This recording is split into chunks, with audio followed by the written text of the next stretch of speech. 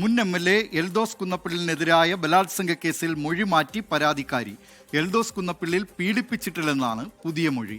നെയ്യാറ്റിൻകര കോടതിയിലെ വിചാരണയ്ക്കിടെയാണ് മൊഴി മാറ്റിയത്. വിവരങ്ങളുമായി തിരുവനന്തപുരത്ത് നിന്ന് റിനു ശ്രീധർ ചേരുന്നു. റിനു ശ്രീധർ, എന്തൊക്കെയാണ് ഈ വാർത്തയുടെ വിശദാംശങ്ങൾ? ദിലീപ് കുമാർ 2022 MLA പദവിയിൽ ഇരിക്കെയാണ് എൽദോസ് കുന്നപ്പള്ളി വിവിധ ഇടങ്ങളിൽ എത്തിച്ച് യുവതിയെ പീഡിപ്പിച്ചു എന്നുള്ള അല്ലെങ്കിൽ ബലാത്സംഗം ചെയ്തെന്നുള്ള ഒരു പരാതി കോവളം പോലീസ് സ്റ്റേഷനിൽ രജിസ്റ്റർ ചെയ്തത്. ഈ കേസ് നെയ്യാറ്റിൻകര കോടതിയിൽ വിചാരണ നടക്കുകയാണ്. കഴിഞ്ഞ വിചാരണയിൽ പോലും ഇത്തരത്തിലുള്ള ഒരു മൊഴിമാറ്റൽ ഉണ്ടായിട്ടില്ല.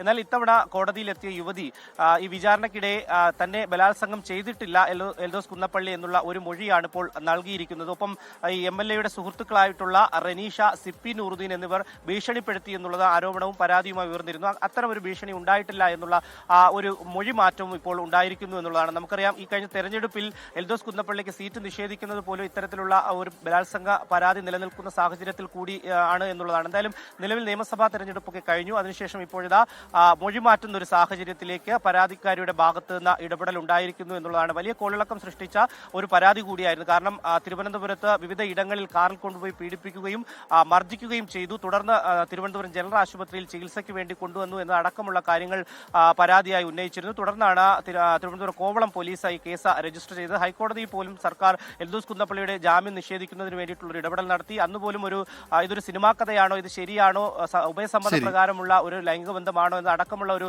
സംശയം ഹൈക്കോടതി ആരായുകയും ചെയ്തിരുന്നു. എന്നാൽ ഇപ്പോൾ നിലവിൽ ഈ യുവതി മൊഴി മാറ്റിയിരിക്കുന്ന സാഹചര്യമാണ് ഉള്ളത്. ദിലീപ് കുമാർ, എൽദോസ് കുന്നപ്പിള്ളിനെതിരായ പീഡന പരാതിയിൽ പരാതിക്കാരി മൊഴി മാറ്റിയിരിക്കുന്നു. വിവരങ്ങൾ നൽകിയത് തിരുവനന്തപുരത്ത് നിന്ന് റിനു ശ്രീധർ.